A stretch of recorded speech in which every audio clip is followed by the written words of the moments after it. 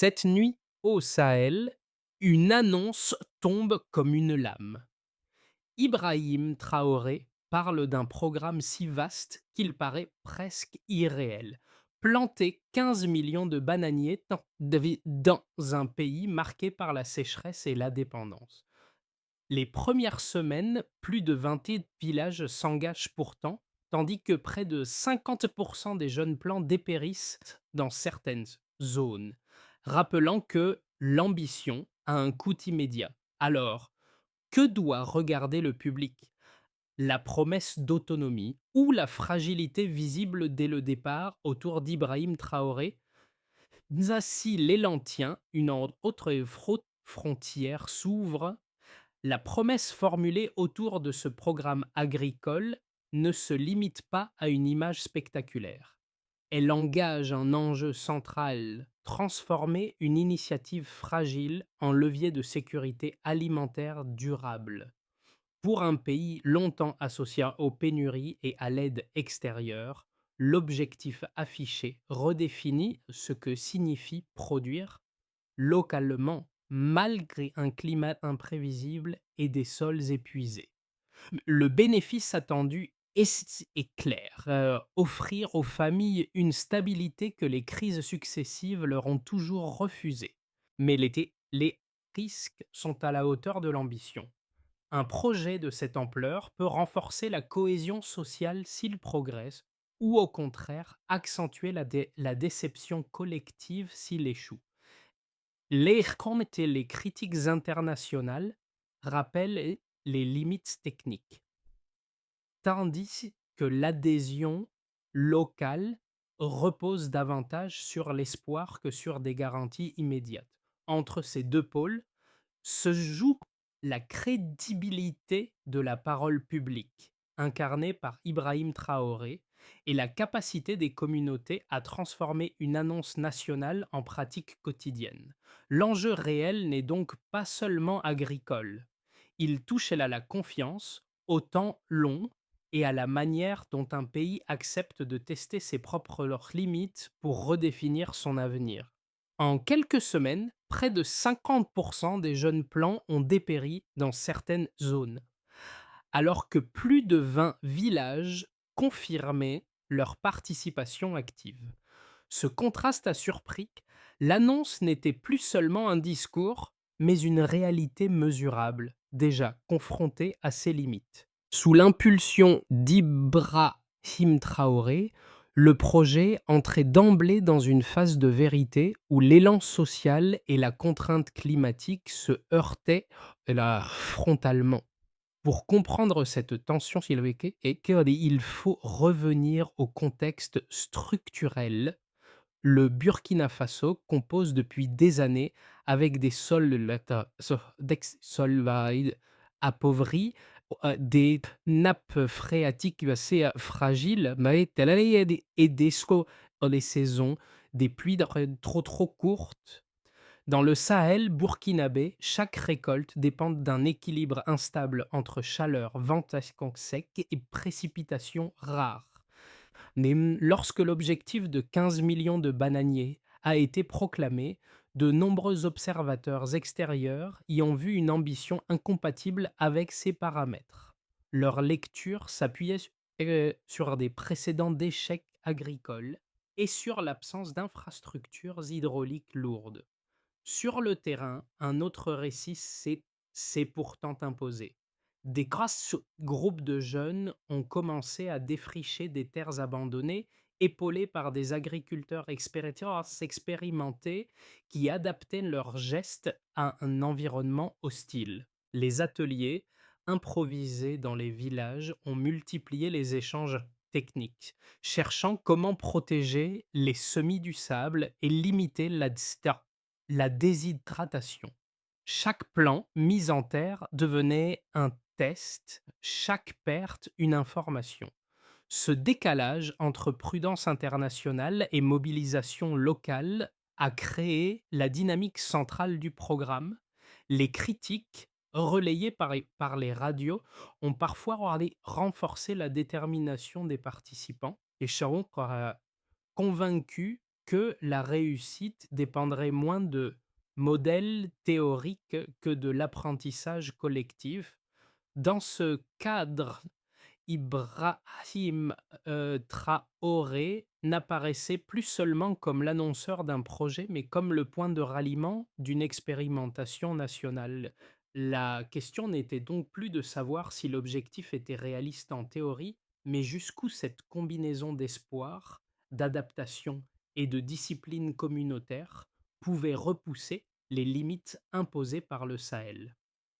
Dans ce chantier encore instable, certaines figures locales ont rapidement servi de repère. Akaya, un ancien agriculteur connu pour maintenir des cultures malgré les vents secs, a pris un rôle de formateur improvisé.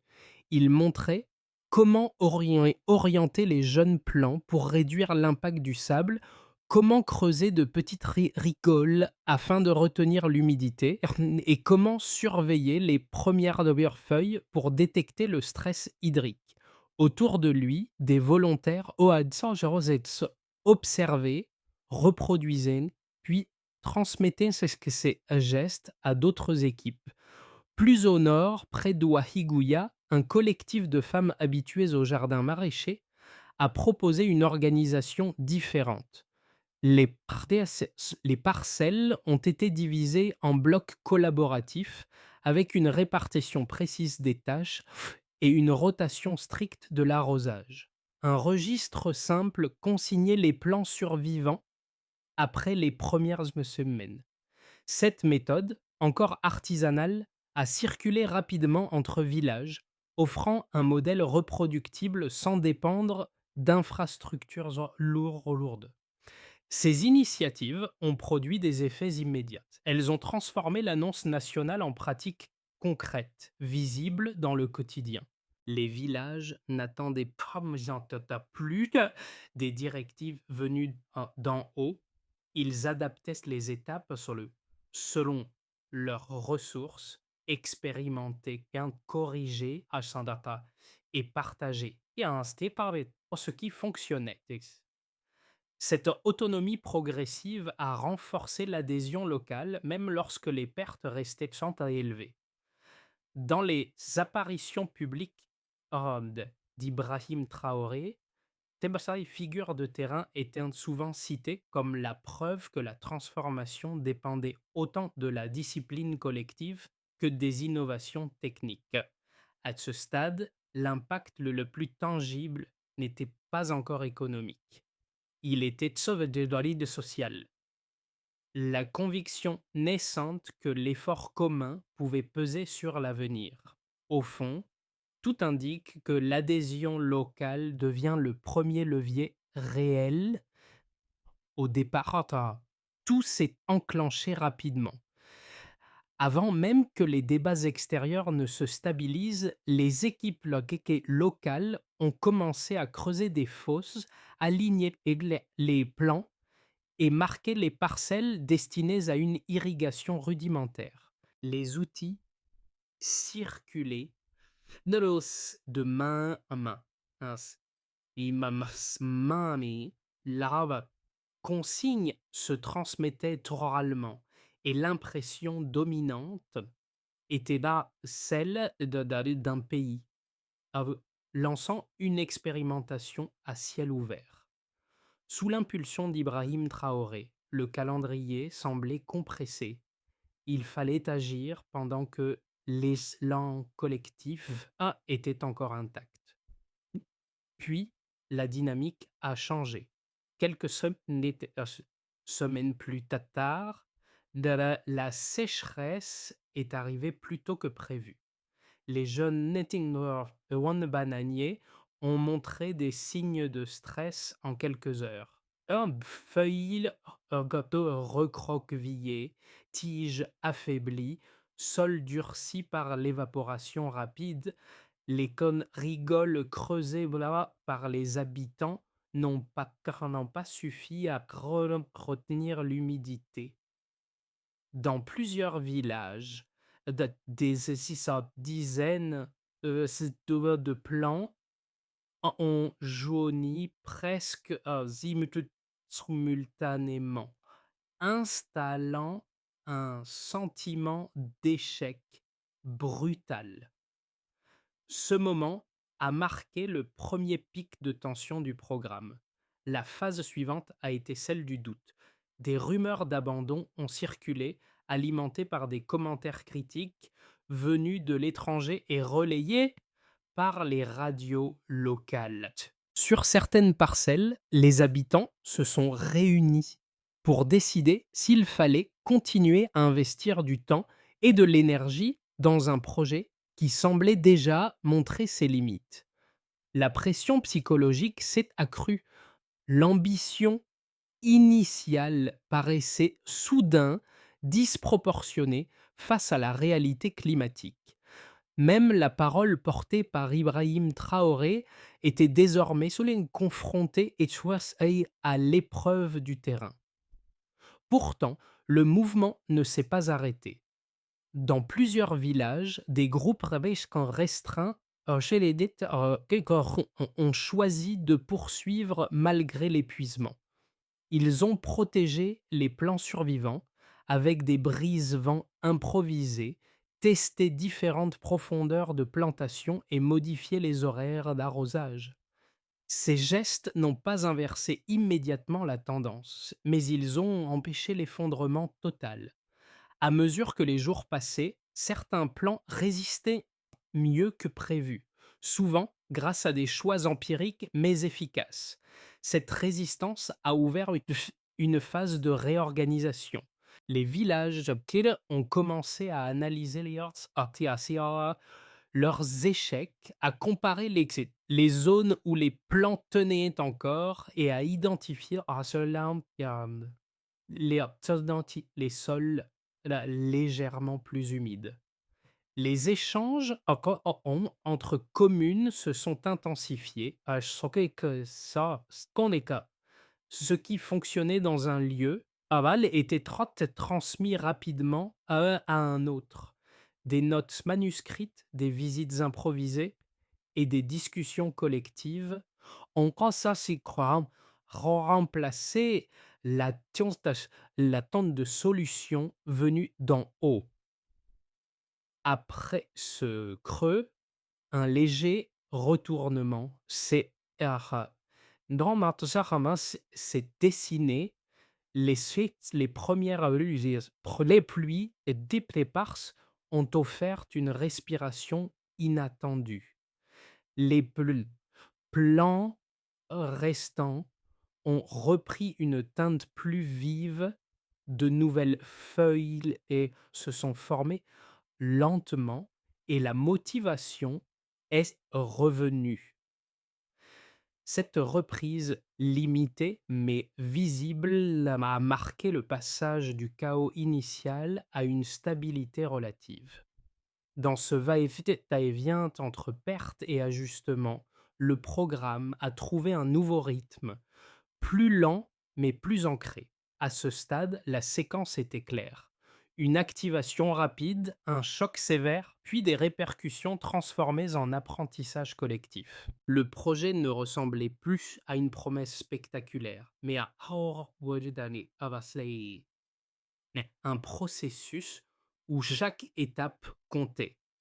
Au point de départ, certaines parcelles affichaient une réalité brutale. Environ la moitié des jeunes plants dépérissaient en quelques semaines, avant que des ajustements techniques n'en modifient progressivement la trajectoire.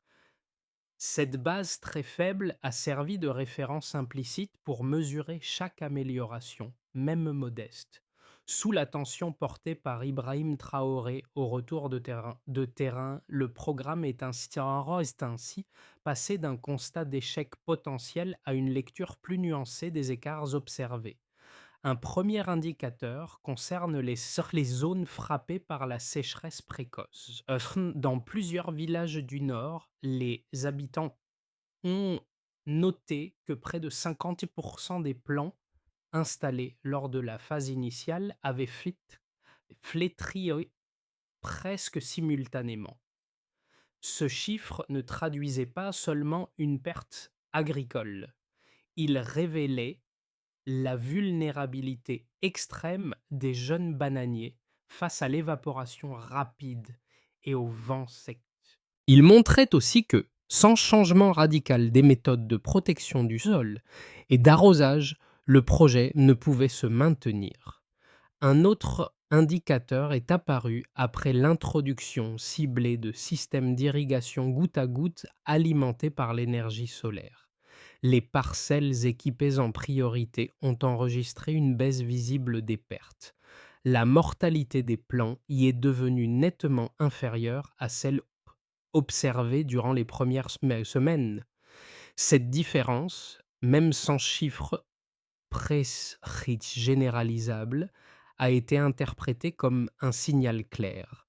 Le contrôle plus fin de l'humidité permettait de compenser partiellement l'irrégularité des pluies. Une phrase résumait souvent cette évolution dans les villages. Le mieux dosé change le destin des feuilles. Un troisième indicateur est venu des zones où les habitants ont creusé des trous de plantation plus profondes. Sur ces parcelles, les plants présentaient un feuillage plus vert et une résistance accrue à la chaleur. Cette amélioration ne dépendait pas d'infrastructures lourdes, mais d'une organisation collective rigoureuse pour maintenir la régularité de l'arrosage. Elle a montré que certaines solutions à fort impact pouvaient être mises en œuvre avec des moyens limités, à condition d'être partagés et répétés. À partir de ces trois repères, les villages ont commencé à structurer une méthode. Des comparaisons ont été faites entre sols sableux, limoneux ou légèrement argileux. Dans les communes les plus organisées, des tableaux rudimentaires ont été tenus chaque semaine pour noter l'état des feuilles, la couleur des tiges et la vitesse de reprise après les pluies.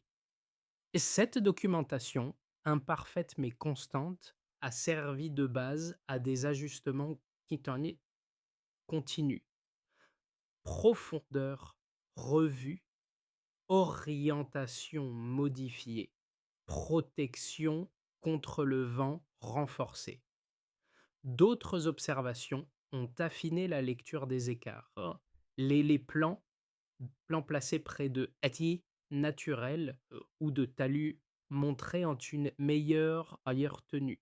Cela a encouragé la création de barrières végétales à partir d'arbustes locaux, ajoutant une couche de protection supplémentaire. Peu à peu, les habitants ont compris qu'il n'existait pas une solution unique, mais une combinaison d'actions complémentaires adaptées à chaque micro-environnement. Ces éléments quantifiés, même partiels, ont déplacé le débat. Ils n'effaçaient peine les années passées les limites structurelles du Sahel, mais ils prouvaient qu'un passage d'une base très faible à une amélioration mesurable était les possibles. La trajectoire restait fragile, mais elle devenait lisible et donc discutable sur des faits observés, ou plutôt que sur des hypothèses abstraites. La critique la plus structurée avance que le projet ne peut franchir un seuil de viabilité. Selon cette lecture, la combinaison d'un sol appauvri, d'une saison sèche prolongée et d'une absence d'infrastructures hydrauliques lourdes condamne toute culture intensive du bananier. Les pertes initiales, parfois proches de la moitié des plantes, sont présentées comme la preuve empirique que l'écart entre l'ambition annoncée et la capacité réelle du terrain reste trop important pour être comblé. Dans ce cadre, l'initiative apparaît comme un pari politique exposé à une désillusion rapide. Une seconde objection insiste sur la dépendance aux facteurs humains. Elle soutient que la mobilisation communautaire forte au départ risque de s'éroder face à la fatigue, au revers climatique répété et au manque de résultats immédiats.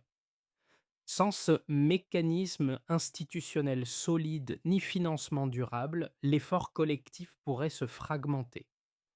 Cette analyse souligne que l'enthousiasme ne remplace pas des systèmes pessoas pérennes, surtout lorsque les conditions environnementales demeurent vraiment instables.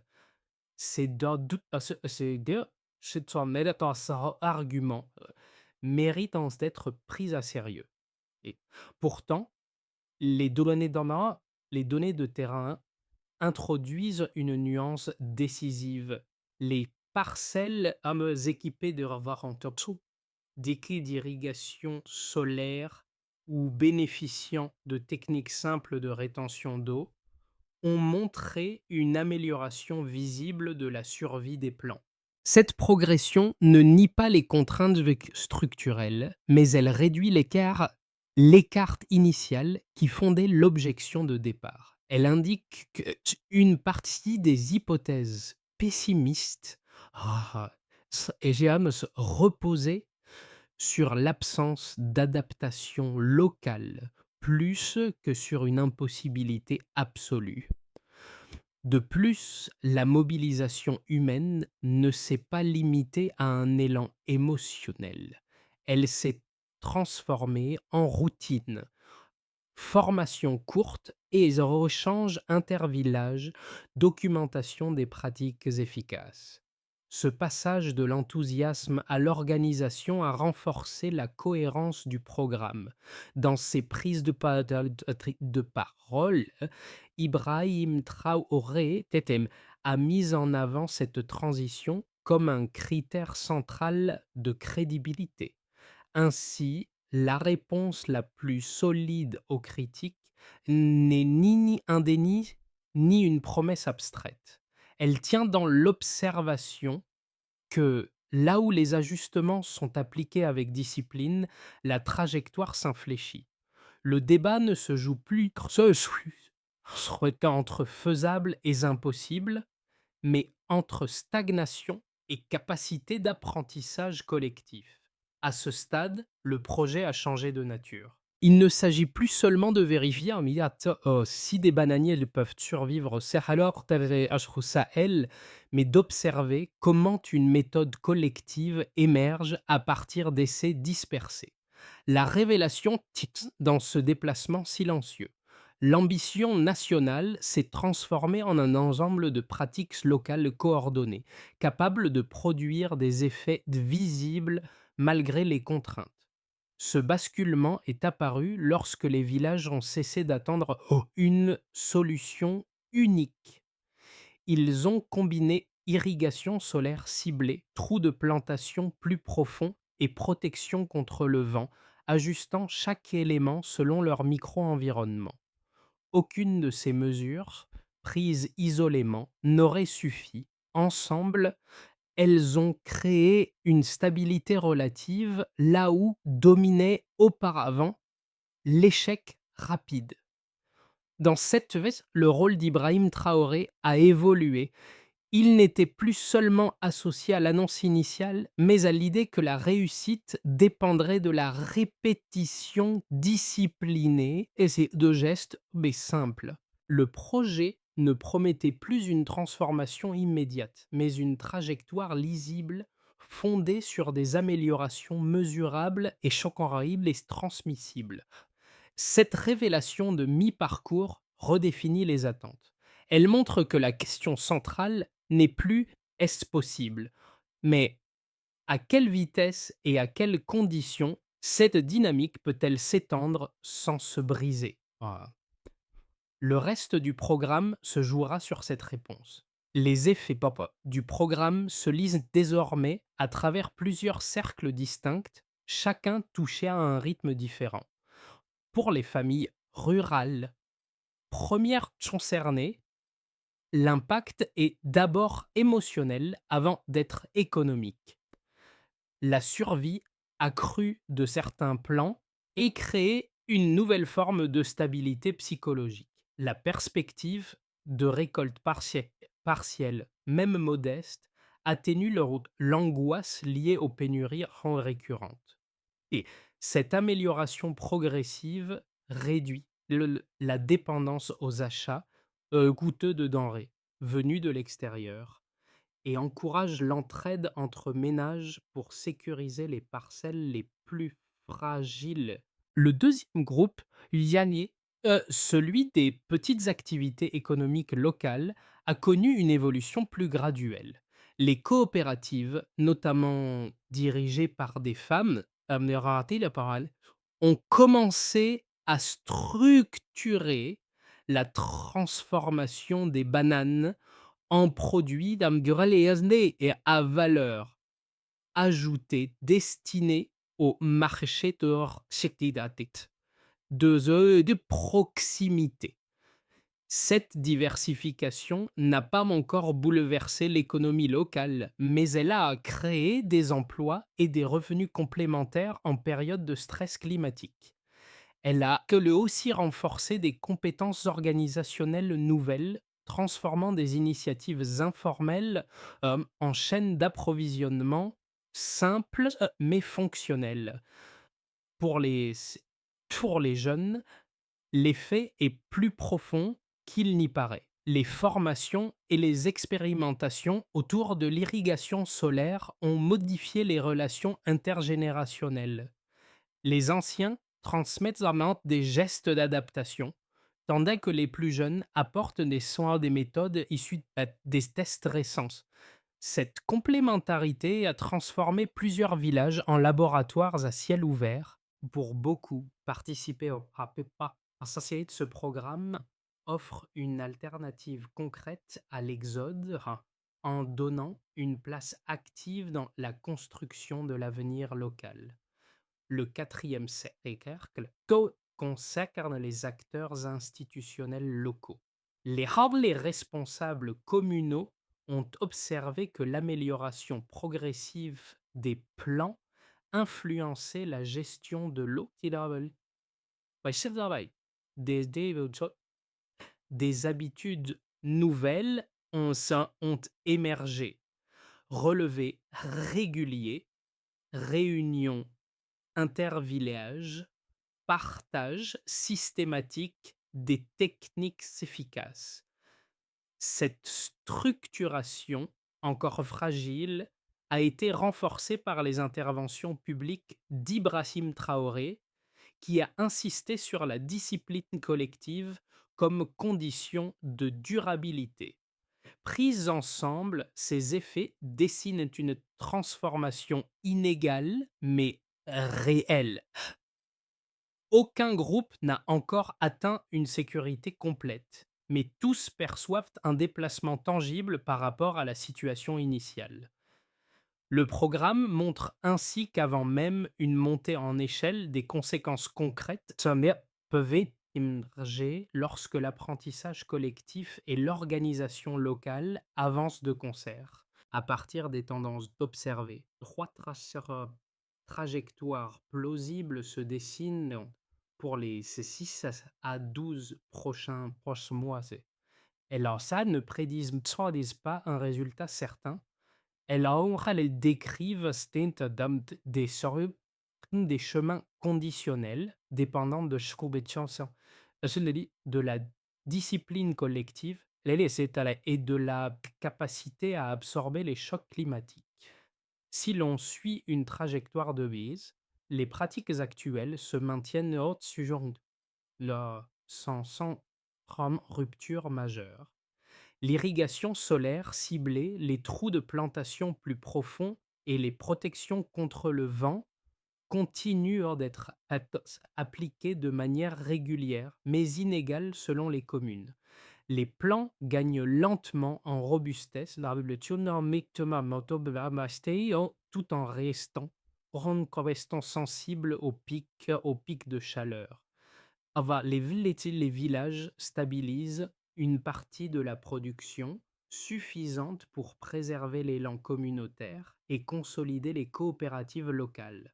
Les progrès sont modestes et non honnêtes, mais cumulatifs, permettant une extension prudente des parcelles et une meilleure planification des ressources. Si les conditions se montrent le plus favorables, la diffusion des techniques efficaces s'accélère.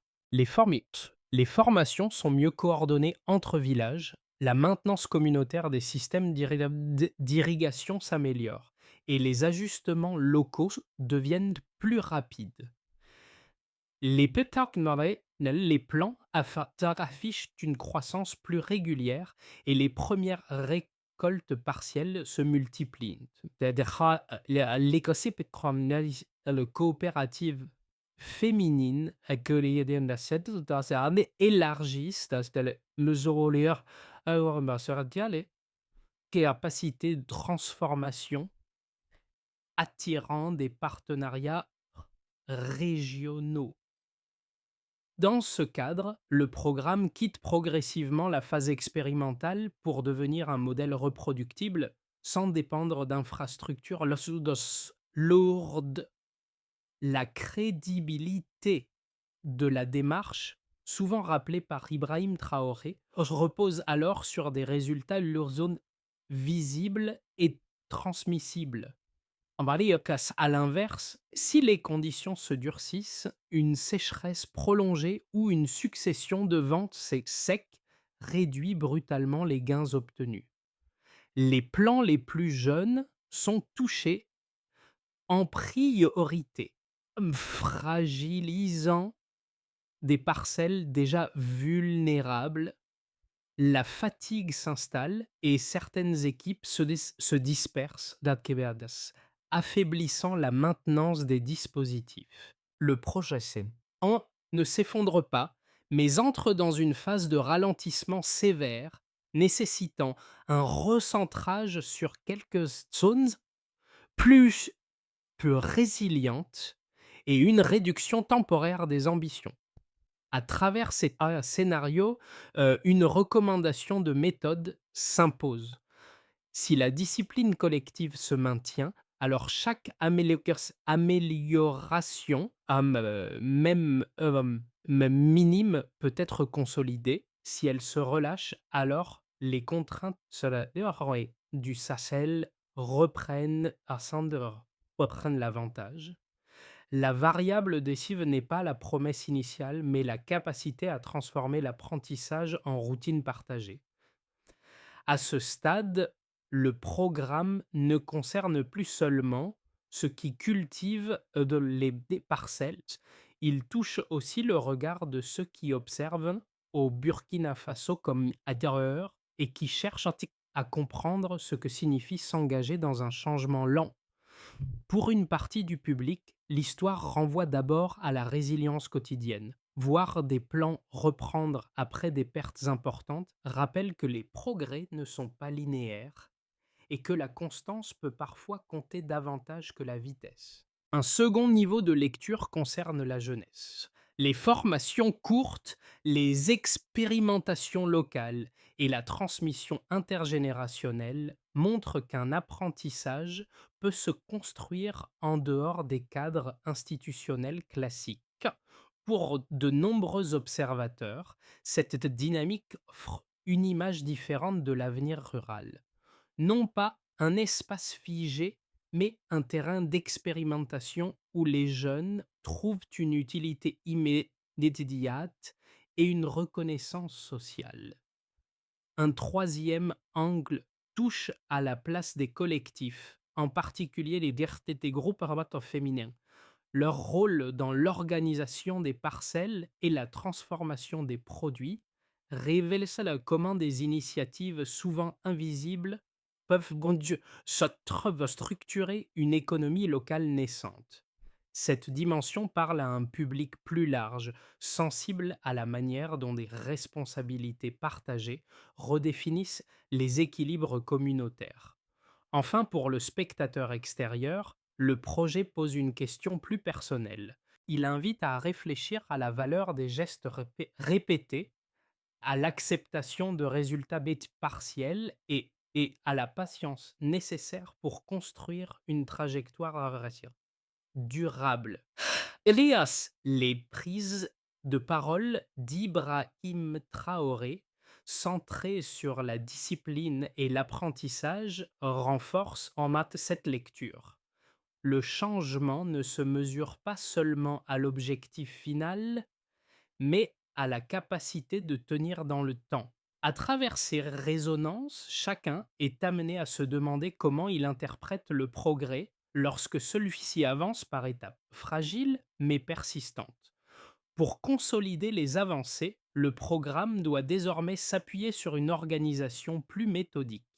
La priorité n'est plus d'annoncer de nouveaux objectifs, mais de stabiliser ce qui fonctionne déjà. Sous l'impulsion d'Ibrahim Traoré, plusieurs étapes peuvent structurer cette phase sans alourdir le dispositif. D'abord, il s'agit identifier donc les parcelles les plus résilientes. Les comités villageois repèrent les zones où les plants nobles ont le mieux résisté aux épisodes de sécheresse et établissent un calendrier d'entretien hebdomadaire. Chaque équipe note l'état des feuilles, la couleur des tiges et la fréquence des arrosages. Ces indicateurs simples permettent d'ajuster rapidement les pratiques et au plus près du terrain. Ensuite, tout repose sur la transmission ciblée des savoir-faire. Des agriculteurs expérimentés animent des sessions courtes pour expliquer les protections contre le vent, la profondeur optimale des trous de plantation et l'usage rationnel de l'irrigation solaire. Les, vil- les villages les plus avancés accueillent ces formations afin d'accélérer la diffusion des techniques éprouvées. Le critère de suivi reste concret. Il était une diminution visible des plants flétris au cours des premières semaines. Même puis vient la maintenance collective. Les équipes techniques locales vérifient régulièrement les dispositifs goutte à goutte, organisent les réparations et harmonisent les horaires d'arrosage. Et elle a un suivi mensuel et évite les pannes prolongées et garantit une répartition équitable de l'eau dans les zones prioritaires. Enfin, il devient utile de viser la valorisation progressive. Les groupes féminins développent la première des chaînes de transformation, tandis que les communes mettent pas mal en place des des points de collecte adaptés. L'indicateur central devient la continuité, même réduite, du flux de produits dérivés. Cette feuille de route ne promet des TP une accélération spectaculaire. Elle propose une trajectoire lisible, fondée sur la répétition disciplinée de gestes simples, condition essentielle pour transformer l'apprentissage en durabilité. Dans plusieurs villages, les gestes transmis au début par les anciens agriculteurs sont devenus plus qu'une technique. Ils se sont transformés en repères partagés, répétés chaque semaine, même lorsque les résultats tardent à apparaître.